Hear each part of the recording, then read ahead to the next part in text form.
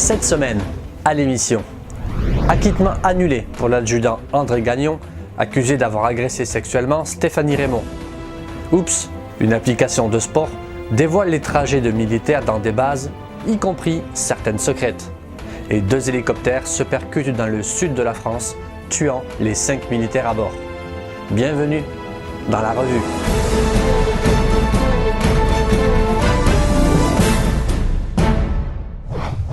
Le consentement à des relations sexuelles doit être clair, a estimé la Cour d'appel de la Cour martiale, qui a décidé à 2 juges contre 3 d'annuler le verdict rendu en première instance en 2014 qui a acquitté l'adjudant André Gagnon, accusé d'avoir agressé sexuellement sa subalterne, l'ex-caporal réserviste Stéphanie Raymond, et ordonne maintenant la tenue d'un nouveau procès.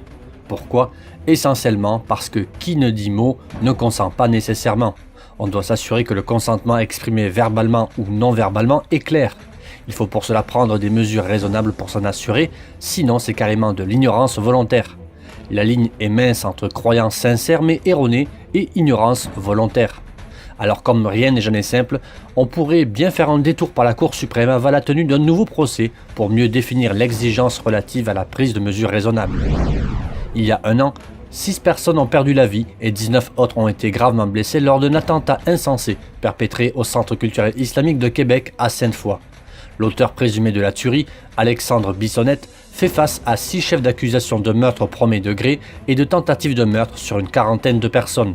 Le procès s'amorcera le 26 mars prochain et devrait durer 2 mois. Des combattants séparatistes du sud du Yémen encerclaient mardi dernier le palais présidentiel à Aden, 2e ville du pays, après 3 jours de combats meurtriers contre les forces gouvernementales qui ont perdu la plupart de leurs positions clés. La crise qui a éclaté entre les séparatistes et le gouvernement du président Abd Rabbo Mansour Hadi, soutenu par l'Arabie Saoudite, a donné une nouvelle dimension au conflit qui se poursuit depuis 3 ans dans ce pays pauvre de la péninsule arabique. Une application de conditionnement physique et son système de géolocalisation permettent la diffusion publique de la position de soldats américains et leurs alliés, une donnée sensible notamment en Afghanistan, en Irak et en Syrie. Si la position de certaines bases est connue de groupes susceptibles de les attaquer, la carte créée par le système de géolocalisation de l'application développée par Strava Labs dévoile des itinéraires empruntés à proximité des bases qui peuvent être utilisés pour prévoir des attaques. Cette carte montre les déplacements des utilisateurs de l'application autour du monde et indique également l'intensité des 10 déplacements sur un parcours donné, formant une visualisation en direct du réseau mondial des athlètes de Strava. Le Pentagone a vite réagi, demandant à ce que leurs soldats soient plus prudents dans l'utilisation de leurs téléphones intelligents, de bracelets connectés, mesurant les performances sportives. La Russie a célébré vendredi dernier les 75 ans du triomphe soviétique dans la bataille de Stalingrad, tournant majeur de la Seconde Guerre mondiale et symbole de la fierté retrouvée et du patriotisme que veut incarner Vladimir Poutine en campagne pour un 4e mandat. Le président russe, arrivé dans l'après-midi à Volgograd, nom actuel de Stalingrad, a salué devant des anciens combattants la plus grande bataille de la Seconde Guerre mondiale qui s'est soldée par un triomphe.